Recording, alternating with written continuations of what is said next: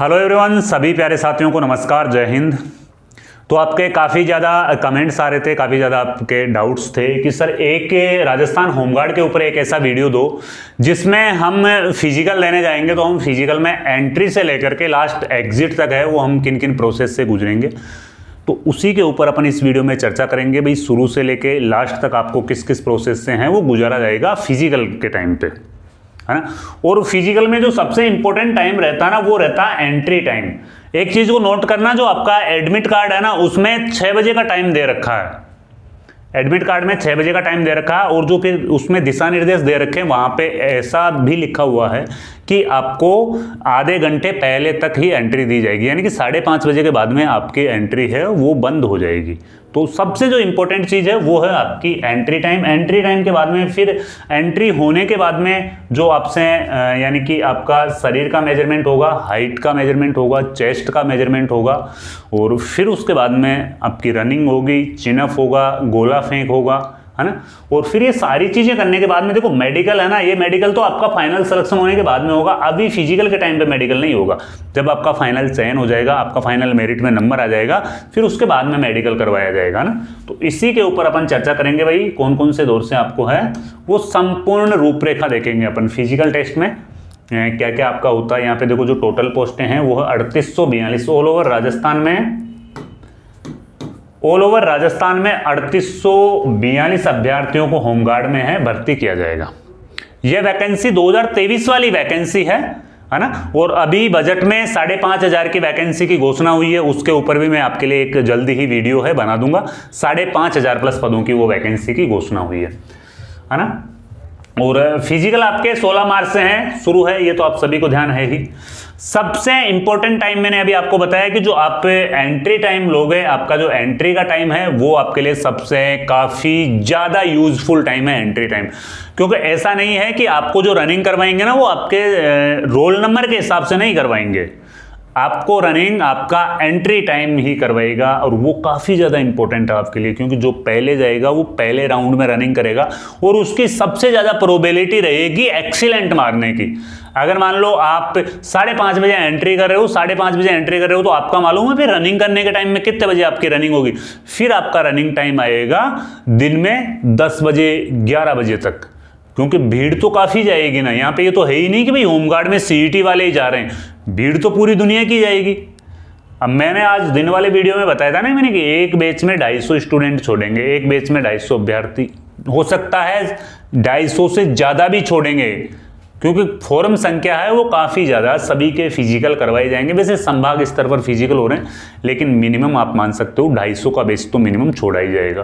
तो सबसे ज़्यादा इंपॉर्टेंट है एंट्री टाइम। एंट्री आपको 4 बजे से पहले पहले एंट्री ले लेनी है, ताकि आप कोशिश ये करें कि आपका फर्स्ट राउंड में रनिंग में आ जाए, है ना। ये काफ़ी ज़्यादा इंपॉर्टेंट है। और 5:30 के बाद में एंट्री बंद भी है, 5:30 के बाद में आपकी एंट्री है ना वो बंद भी है। एंट्री जैसे ही आप मान लो यहाँ से गेट से एंट्री कर लेते हो आप फिजिकल में, तो फिर उसके बाद में आपके हैं वो दस्तावेज सत्यापन करवाए जाएंगे। आपके जितने भी डॉक्यूमेंट्स हैं उन डॉक्यूमेंट्स को चेक किया जाएगा, और सारे डॉक्यूमेंट्स के ऊपर मैंने एक वीडियो डाल रखा है। डॉक्यूमेंट्स वेरिफिकेशन में लगभग 1 से 2 घंटे का टाइम इसमें लग जाएगा। डॉक्यूमेंट्स वेरिफिकेशन करने के बाद में आप सही पाए जाते हो, तो फिर आपकी होती है यहाँ पे हाइट का मेजरमेंट। फिर जो आपका नेक्स्ट प्रोसेस होता है वो हाइट का मेजरमेंट किया जाता है। भाई जो हाइट में जो अभ्यर्थी पास हो जाता है, फिर उसका जो नेक्स्ट स्टेप होता है वो होता है, हाइट में जो पास हो जाता है फिर उसका नेक्स्ट स्टेप होता है चेस्ट का मेजरमेंट। क्या होता है? चेस्ट का मेजरमेंट। और देखो यहीं पे सबसे ज्यादा चूक होती है लड़कों से।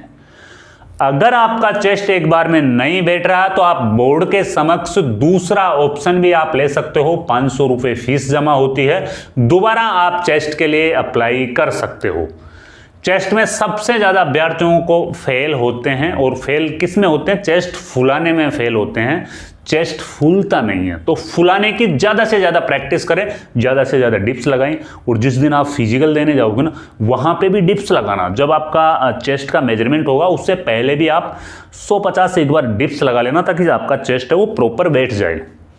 चेस्ट का मेजरमेंट हो जाता है तो फिर नेक्स्ट स्टेप आ जाता है। यहाँ पे देखो चेस्ट में है वो 2 मौके दिए जाते हैं, है ना। एक बार में आप फेल हो गए तो दूसरी बार आप पैसा देके दोबारा चेस्ट का है वो करवा सकते हो मापन, दोबारा चेस्ट का मापन आप करवा सकते हो। फीमेल जो महिला कैंडिडेट्स हैं उनके लिए 47.5 kg वजन, 47.5 किलो वजन है वो फीमेल कैंडिडेट्स में मिनिमम रिक्वायर्ड रहती है। ये वाला स्टेप आप अगर क्रॉस करते हो तो फिर उसके बाद में आपका होता है रनिंग। फिर जो आपका नेक्स्ट स्टेप होता है वो क्या होता है, फिर आपका नेक्स्ट स्टेप होता है रनिंग, दौड़ करवाएंगे। दौड़ के लिए मैंने आपको बता दिया कि भाई जो एक्सीलेंट टाइमिंग है वो मैंने आपको बता रखा है ना, और डिस्क्वालीफाई टाइमिंग है वो भी मैंने आपको बता रखा है।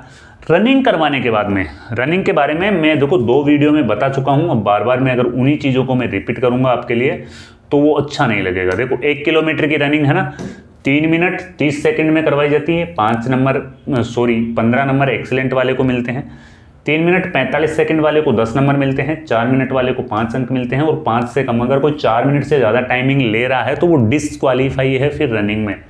महिलाओं को 800 मीटर की रनिंग करवाई जाएगी, 3 मिनट 30 सेकंड एक्सीलेंट है, 3 मिनट 50 सेकंड में है 10 नंबर, 4 मिनट 10 सेकंड में 5 नंबर, और फिर डिस्क्वालीफाई है 4 मिनट 10 सेकंड में। ठीक है, रनिंग के बाद में फिर कौन सा स्टेप आता है, फिर आता है आपका चिनअप। चिनअप के बारे में मैंने आपको बता रखा है। फीमेल्स के लिए गोला फेंक, गोला फेंक के बारे में मैंने आपको बता रखा है। भाई गोला फेंक में भी आपको अच्छी प्रैक्टिस है वो करनी है। हो गए। अब यहाँ से जैसे रनिंग आप हो जाती है, आप चिनअप में पास हो जाते हो, गोला फेंक में पास हो जाते हो, तो आप एक अलग रूट पे, यानी कि आप सफल अभ्यर्थियों को अलग जगह बिठाया जाएगा, और जो डिस्क्वालीफाई हो जाते हैं उनको क्या कर देते हैं, उनको मैदान से एग्जिट कर देते हैं।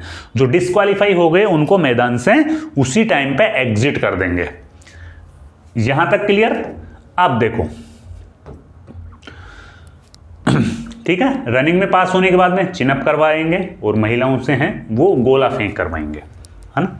क्या करवाएंगे? गोला फेंक है वो महिलाओं से करवाई जाएगा। ये शारीरिक परीक्षण का अंतिम चरण होगा।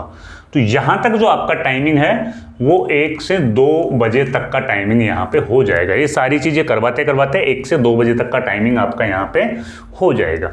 फिर उसके बाद में होगा आपकी अतिरिक्त जो एक्स्ट्रा क्वालिफिकेशन के जो नंबर है ना उनका सत्यापन होगा। एक्स्ट्रा क्वालिफिकेशन आपके पास में एनसीसी है, चाहे ड्राइविंग लाइसेंस है, जो भी आपने आरएससी आईटी कर रखा है, चाहे आपने आईटीआई कर रखा है, आप स्पोर्ट्स कोटे से हो, कहीं से कुछ भी आपके पास में है, तो वो फिजिकल वाले दिन लेके जाना, क्योंकि उस दिन वो चीज़ें काउंट होगी, उसी दिन आपके नंबर जुड़ेंगे, है ना। और आपको फिजिकल का रिजल्ट है वो उसी टाइम पे बता देंगे। फिजिकल का रिजल्ट कब बताएंगे? उसी टाइम पे आपको फिजिकल का रिजल्ट है वो बता देंगे। अतिरिक्त योग्यता वालों के शारीरिक यानी कि अतिरिक्त योग्यता वालों के दस्तावेज जमा हो जाएंगे, तुरंत आपको परिणाम है वो अनाउंस कर दिया जाएगा, भाई कौन पास हुआ है कौन फेल हुआ है, और फिर ग्राउंड से एग्जिट आपका ये टाइम हो जाएगा, जब तक आपको 5 बजे तक का समय लग जाएगा। 4 से 5 बजे तक का टाइम है वो लग जाएगा ग्राउंड से निकलने में, 4 से 5 बजे तक का टाइम है वो आपको लग जाएगा। भाई देख लो, सबसे इंपॉर्टेंट टाइम आपका एंट्री टाइम। एंट्री टाइम के बाद में आपके डॉक्यूमेंट्स चेक होंगे, हाइट का मेजरमेंट होगा, चेस्ट का मेजरमेंट होगा, वजन का मेजरमेंट होगा, फिर उसके बाद में आपसे रनिंग करवाई जाएगी, फिर चिनअप और गोला फेंक करवाया जाएगा, फिर एक्स्ट्रा क्वालिफिकेशन, फिर रिजल्ट का अनाउंसमेंट, और फिर एग्जिट टाइम। ये टाइमिंग रहेगा। मॉर्निंग में आप मान लो कि 4 बजे जाओगे तो शाम को आप ग्राउंड से 4 बजे से पहले नहीं निकलोगे। शाम को आप ग्राउंड से 4 बजे से पहले नहीं निकलोगे। आपका फिजिकल हो जाएगा। सारी चीज़ें होने के बाद में फिर आपकी आएगी फाइनल मेरिट। फाइनल मेरिट आने के बाद में जिन जिन का चयन होता है, फिर जो चयनित अभ्यर्थी हैं उन अभ्यर्थियों को बुलाया जाएगा मेडिकल के लिए। जो फिर मेडिकल में क्वालिफाई होते हैं उनको फाइनल रूप से हैं वो होमगार्ड विभाग में ज्वाइनिंग दे दी जाएगी।